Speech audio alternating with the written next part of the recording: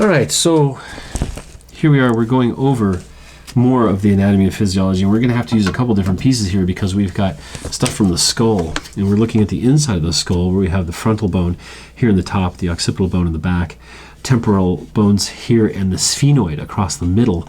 And you'll notice there's these little holes. Now those holes are always for something, and many times they're either for like the optic nerves, which is right through here for your eyes, so they come in here and they cross here and then go back, or your nose, which goes through like the little crista galli and all those guys, and there's jugular notches and all kinds of crazy stuff in there. We don't need to know those for this class, but what we do need to know is what goes through them. And at the base of the brain is called the cranial nerves. There are 12 of them. We're going to go over all 12. And I'm just going to have you know the basics, and we don't have to know really the mixes of them because you can get a little bit more detail than that. And this class is not as detailed. We don't need to worry about that, but that's what we're going to go over. Here's the bottom of the skull, and we can see here at foramen magnum, remember that guy? That's where the brain comes out, and then in through each one of these are the nerves that come out for the face and the neck and the upper back. Cranial nerves. Here we go.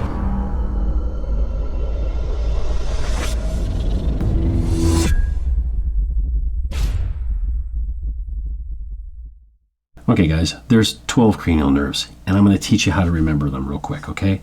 So we're going to write them down here. I'm going to see if I can get this down. I'm actually going to print them out here. I'm not going to do it by this because my writing sucks. I'm just going to print them out. We're going to have them, keep them up here. So it's going to go, I'm going to put way over this, way over here. We're going to go O, O, O, to touch and feel very good, velvet, heavenly. That's how I remember it.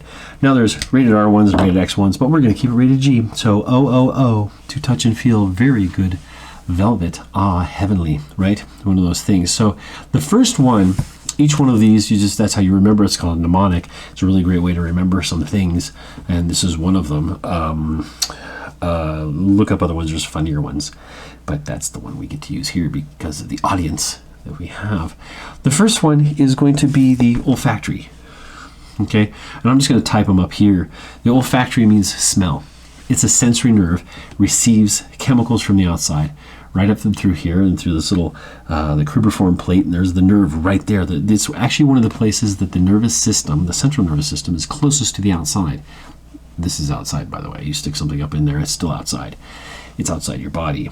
You're receiving smell, okay, by chemistry or the shape of chemicals or the composition of chemicals. Nobody really knows at this point, but we know it's also really linked to memory and emotion. So smells are very, very good. There's a lot we don't even take in consideration when we actually smell people. There's pheromones and things like that, which are very real, and they do make a big, big difference. So that's the first one, is olfactory. Second one is optic, and that's the optic nerve from the eye, the retina. Goes back, takes a crisscross in there at the optic chiasma, which is a crossing, and then it goes to the opposite side of the occiput. Okay, so it's olfactory, optic. Next one, oculomotor. So oculomotor is moving your eye. And the next one is trochlea. Trochlea is also moving the eye. It's an eye movement, so it's a motor one. The trigeminal is a different one. That goes here, 1, 2, 3, 4, 5. Nerve number 5 is called trigeminal. Yeah, it's a hard one.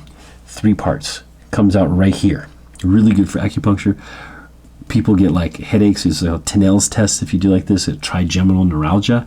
One branch goes here, one branch goes here, and one branch goes here. It's got 3 branches. That's the trigeminal. Okay, the next one is called the abducens. And that's another one that helps move the eyes up at an angle, so it's also a motor one. They're pretty easy at this point, right? Facial nerve. This is the one you get, it's something through here, you can feel it. It's the one that you get the Novocaine shots for that numb your whole face. It's called the facial nerve, okay? Also a big one, trigeminal and facial nerve, very important with things like Bell's palsy. We're trying to, look at these a little bit deeper. Next one, vestibular, what is it, the first one? Yeah, vestibulocochlear.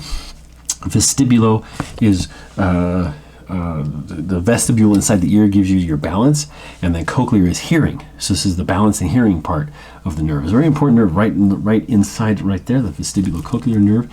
Next one is the glossopharyngeal. Glosso means tongue, like glossy tongue. You stick your tongue out, it's glossy. Glossopharyngeal, the pharynx. Okay. Next one's called the vagus nerve. It's my favorite nerve. It means the vagus, not V-E-G-A-S, it's V-A-G-U-S. Vagus as in vagabond. It's the wanderer. And it kind of comes from all over the place and heads back to the brain and back. So it's the main one that connects the gut and the internal organs to the brain. Both. It sends and receives. So when you get that feeling of, like, it's called globus hystericus, when you get that lump in your throat, or you get like you feel guilty in your chest, or you feel sour stomach because of emotion, it's the vagus nerve. The vagus nerve is very important. It has access through here, and access through here is the weirdest thing. It's part of the parasympathetics. Really pretty important player. Problems with it can cause all kinds of things, from sweating issues to just nervousness all the time. So it's a vagus issue. Vagus nerve, the 10th nerve, the X is 10. These are all done by Roman numerals. So it's going to be like 1 optic, 2 oculomotor, 3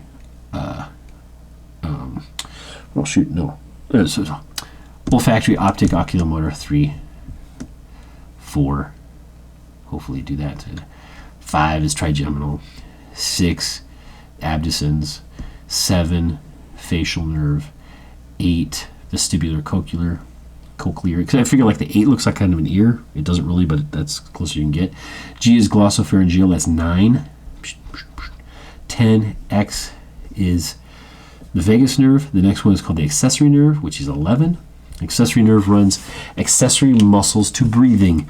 The accessory muscles to breathing are going to be sternocleidomastoid, scalenes, some of the rib muscles around the ribs, and platysma and stuff like that, and traps too, or have some innervation there. And so people who can't use their diaphragm, they have to use the accessory muscles. Those are accessory muscles working. And the last one is called the hypoglossal, which is VII, which is XII, which is 12. And that's your 12 cranial nerves. Hypoglossal means below the tongue. All that stuff in through there, that's hypoglossal. So there's a quick and dirty breakdown of your 12 cranial nerves. You don't have to know the mix of them, at least for this class. You can get into whether they're a motor nerve, a sensory nerve, or they're a mixed nerve. Many of them are mixed nerves, and they have different functions for those, but it's just interesting to know all of them. Again, O, to touch and feel. Very good, Velvet. Heavenly. I'll try to put that right here or something. So on today's side quest, which I'm going to do right here, the side quest, I should really put a link through there that you can click. I don't have one, though. The side quest today is going to be something neurological. In what disease processes would you use more of your accessory muscles based on the accessory nerve, which is nerve number 11 of the cranial nerves? Anyway, this is Dr. Sean over at Concord. This is where I'm teaching from, in Aurora, Colorado, and this is during the big break of time we have during the coronavirus, and I'm doing homeschool stuff for people. So you guys get your stuff going, do your homework, do your discussion boards, and I'll talk to you on the flip side.